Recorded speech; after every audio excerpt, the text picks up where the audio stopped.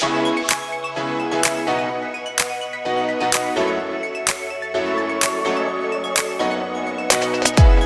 guys, my name's Ralph Mayhew and this is 4 Minute Friday, where we take 4 minutes to learn how to live with Jesus. And today I want to talk about mistakes.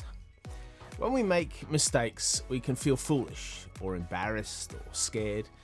We either stuff something up, or we let someone down, or we let ourselves down. We break rules we know are in place, or we can squander an opportunity. And how we deal with this both internally and externally is really important. Internally, how you talk to yourself about the mistake really matters. If you beat yourself up, or you tell yourself you're stupid, or you dwell in it after sorting it out, or you let it to start shaping the way you think about yourself, then you're making a bigger mistake than the first mistake. You are not perfect. You're not meant to be perfect. You weren't made to be perfect. You can't be perfect. Thinking you should be perfect is assuming the role of Jesus in your life and disallowing him that right. When Jesus sits on the throne of your heart, you will make mistakes. They will cost you and others, and it's okay, because there's no other option due to your humanity. You're safe, though, as Jesus is on the throne of your heart, which means that internally, every mistake is a reminder for you to examine who sits on the throne of your heart, and to invite Jesus to assume that position again as you accept his forgiveness and welcome his restoration. It's the key to forgiving yourself. Now, how you handle your mistakes externally can turn the mistake into a huge win or a massive deficit.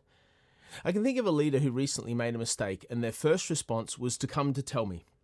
They told me their mistake because their mistake affected my work, but it wasn't a big deal. They could have hoped I'd never find out, or played it down, or just flat out lied. But they didn't. They came to me before I knew about it and told me, apologized, and fixed what they could. That leader actually grew in my trust and my estimations. The action they took in light of their mistake built a confidence in me toward their leadership and their character. In contrast, I can think of a leader I heard of recently who made a mistake, and it wasn't a big, massive mistake. But it was a mistake nonetheless. When their leader discovered it and asked them about it, they lied of it ever happening. Now, unfortunately, there was a mountain of evidence to the contrary that had already presented itself, which revealed the leader's mistake and compounded it with their lie. The mistake wasn't that bad, but their lie was catastrophic to how they were trusted, what they were trusted to do, and the future path that was available to them. Theologically speaking, their lie gave power to their mistake, which resulted in them elevating themselves above Christ. Now, Jesus is the way, the truth, and the life. He is the truth, and mistakes create an opportunity to acknowledge Jesus and celebrate his personhood, encountering his grace afresh.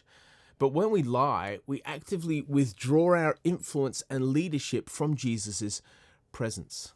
Now, here's a little talked about truth. When you bear the responsibilities of Christian leadership and you do that without Jesus, the pressure created for you will finish you. But when you make a mistake, celebrate your humanity, basking in the grace of God, and try again. Go back to Jesus. It's how Jesus turns a broken cycle into a rewarding one. So thanks for watching. I hope it's been really helpful, and the following questions I offer to you as you learn to lead more with Jesus. Thanks everyone. I'll see you next Friday.